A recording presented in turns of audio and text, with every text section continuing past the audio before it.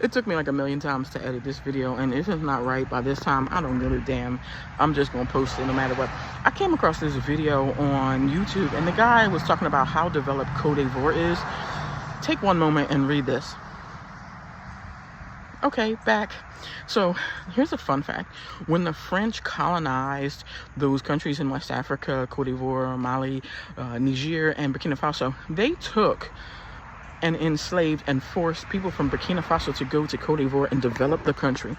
So there is like infrastructure, trains, all these different beautiful things that you see to this day in Cote d'Ivoire that were built by people from Burkina Faso. So think about this. When Thomas Sankara was leading Burkina Faso, there was some 8 million or 9 million citizens in the country. Burkina Faso now has 22 million people. So over 1 million of them are in Cote d'Ivoire and still have been there since France forced them to go there to develop Cote d'Ivoire. That's fucked up. And that's something that the guy didn't mention in the video. Just like people call the United States a white country, and it's a brown country because it belongs to Native Americans, and the White House was built by slaves. So hopefully Kamala Harris wins. I always say her name like Kamala. You say it all fast. But hopefully she wins and occupies the White House so a black woman can be president of a house that former enslaved Africans built. And yeah, we know Obama was there, but this is different. This is a woman of color, and that's amazing.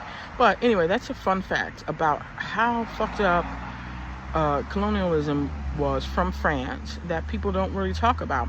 And the same thing about people in northern Ghana. And I lived in the country for 2 years. 9 out of 10 wouldn't recommend. But the Tumu, the north part of the country is absolutely amazing, and people are friendly there because they don't scream and call me white and fat. But also they're also called not real Ghanaians because people don't seem to understand what nationality means. You are a citizen of a nation that you live in, and so you are Ghanaian. But a lot of them have roots to Burkina Faso because the Most High Queen was born in northern Ghana, which would be somewhere around Baku, Ghana. So yeah, that's fun facts, and that's fucked up. Sorry. I know people get on this app and then they see shit and they hear shit and they're like, what? I never knew that. And that's really fucked up. So 2024, there are probably somewhere roughly about 1 million Burkinabe or Burkinab, however you want to pronounce it, living in Cote d'Ivoire, but they are of Burkina Faso. And because of France, they were slaves and they lost their nationality, basically, I guess. I don't know. So that's fucked up. So when you do a video of how beautiful Cote d'Ivoire is, you should probably mention that they owe that to Burkina Faso. And to this day, in 2024, by more than one country in the AES, which is Mali, Niger, and Burkina Faso, more than one country is accusing Cote d'Ivoire's government of destabilizing West African countries.